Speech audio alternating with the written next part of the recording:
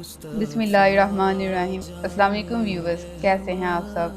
اللہ پاک سے دعا ہے کہ آپ سب خیریت سے ہوں۔ آج کی ہماری ویڈیو کا عنوان ہے نبی کریم صلی اللہ علیہ وآلہ وسلم کی ولادت۔ آپ صلی اللہ علیہ وآلہ وسلم کی تاریخ پیدائش کے بارے میں اختلاف رائے پایا جاتا ہے۔ ولادت کا دن سوموار اور سال 571 ہجری ہے۔ معروف سیرت نگاروں کے مطابق نبی کریم صلی اللہ علیہ وآلہ وسلم کی تاریخ پیدائش 12 ربیع الاول مکہ میں ہوئی۔ آپ صلی اللہ علیہ وآلہ وسلم کے دادا حضرت عبد المطلب رضی اللہ عنہ نے آپ صلی اللہ علیہ وآلہ وسلم کا نام محمد رکھا، جبکہ حضرت آمنہ رضی اللہ عنہ کے خواب کے مطابق آپ صلی اللہ علیہ وآلہ وسلم کا نام احمد رکھا۔ جب قریش نے حضرت عبد المطلب رضی اللہ عنہ سے مختلف نام رکھنے کی وجہ پوچھی تو آپ رضی اللہ عنہ نے کہا تاکہ میرے فرزند کی تعریف دونوں جہانوں میں ہو۔ حضرت عبد المطلب رضی اللہ عنہ اپنے بیٹے کو اٹھا کر کعبہ تشریف لے گئے اور دعا کی۔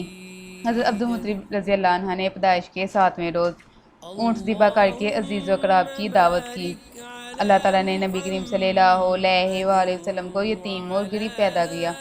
اگر آپ ہمارے چینل پر نئے ہیں تو چینل کو سبسکرائب کریں، بیل آئیکن کو پریس کریں تاکہ ہماری آنے والی ہر ویڈیو آپ تک پہنچ سکے۔ نبوت کا منصب ہمیشہ غربا کو ہی ملتا رہا۔ قریش کا اعتراض یہ بھی تھا کہ رب نے کسی امیر اور دولت مند کو نبوت کے منصب سے سرفراز کیوں نہیں کیا۔ حضرت عبداللہ بن عباس رضی اللہ عنہ سے روایت ہے کہ حضور صلی اللہ علیہ وآلہ وسلم نے فرمایا، اللہ تبارک و تعالیٰ نے حالی کی تخلیق فرمائی تو مجھے سب سے اچھے گروہ میں رکھا، پھر قبائل کو چنا تو مجھے سب سے اعلیٰ قبیلے میں رکھا، پھر گھرانے کو چنا تو مجھے سب سے اعلیٰ گھرانے میں رکھا، لہذا میں اپنی ذات کے اعتبار سے بھی سب سے اچھا ہوں۔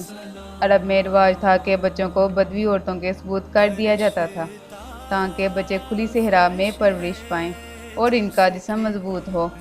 اسی دستور کو قائم رکھتے ہوئے آپ صلی اللہ علیہ وآلہ وسلم کو قبیلہ بنو سعد کی حلیمہ سعدیہ رضی اللہ عنہ کے حوالے کر دیا گیا اور انہوں نے آپ صلی اللہ علیہ وآلہ وسلم کی پرورش کی۔ جب آپ صلی اللہ علیہ وآلہ وسلم تھوڑے سے بڑے ہوئے تو آپ صلی اللہ علیہ وآلہ وسلم کو حضرت آمنہ رضی اللہ عنہ کے سپرد کر دیا گیا۔ حضرت آمنہ رضی اللہ عنہ اپنی خادمہ کے ساتھ آپ صلی اللہ علیہ وآلہ وسلم کو مکہ لے کے جا رہی تھی۔ راستے میں حضرت آمنہ رضی اللہ عنہ کا انتقال ہو گیا۔ ان کی خادمہ نے آپ صلی اللہ علیہ وآلہ وسلم کو حضرت عبد المطلب رضی اللہ عنہ کے حوالے کر دیا۔